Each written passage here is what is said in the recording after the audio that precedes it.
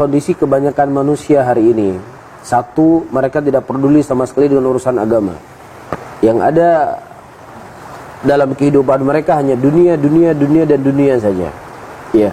Dan ada jenis manusia yang kedua, yang mereka mulai dekat dengan agama, ya, nampak simbol-simbol agama, seperti cerita dokter tadi, tapi ya begitu tadi. Jadi simbol agama itu ya ziarah ke kuburan dengan cara-cara yang saya sebutkan tadi ya. Itu simbol agama. Ya, jadi rukun Islam, haji, puasa, ya, dan sholat itu menjadi kerdil dan kecil dibandingkan apa? Ziarah kuburan, mengusap berkah dari kuburan ini, meminta ini dari wali. Kan saya juga pernah, anak juga pernah tinggal di Malang dulu, dokter. Jadi kalau kita pakai jubah di hari Kamis itu pasti orang berdengar dari kubur ya. Jadi orang berpikir seperti itu. Jadi memang mindsetnya manusia. Jadi ketaatan seseorang itu, kesolehan seseorang itu ketika apa? Semakin sering dia mengambil berkah kepada kuburan. Dan ini adalah salah satu dari hal yang kita bahas tadi, bagaimana syaitan mengemas ya dengan bahasa yang indah sesuatu yang dilarang oleh Allah itu menjadi ibadah.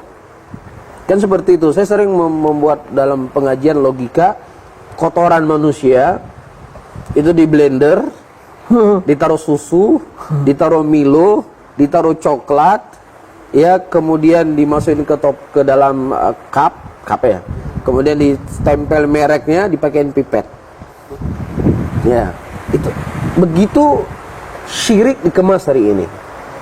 Ya, syirik dikemas begitu indah, seakan-akan itu merupakan ibadah yang sangat mulia. Ya, padahal dalam Al-Quran Allah mengharamkan kesyirikan dari sekian banyak ayat.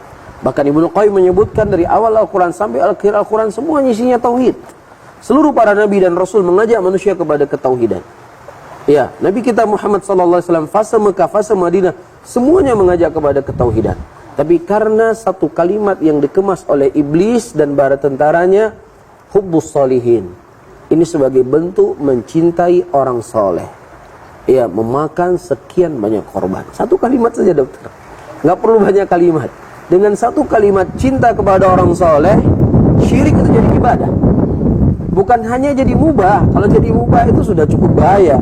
Ini jadi ibadah. Dan menjadi al-wala' wal-bara' dibangun di atas itu.